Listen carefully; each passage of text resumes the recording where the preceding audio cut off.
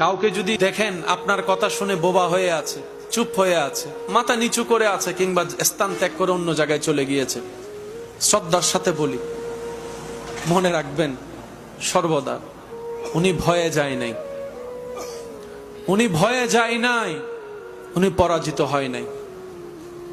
উনি নীরব হয়ে সাইড কেটে চলে গিয়েছেন কিংবা মাথা নিচু করে চুপ করে আছেন। উনি চাচ্ছেন আপনি মনে কষ্ট পান।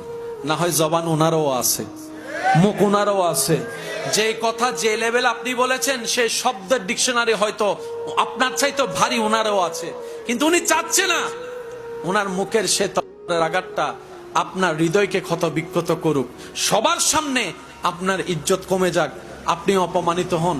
চাচ্ছে না বলেই চুপ করে আছে, উনি চাচ্ছে না বলেই নীরব হয়ে আছে।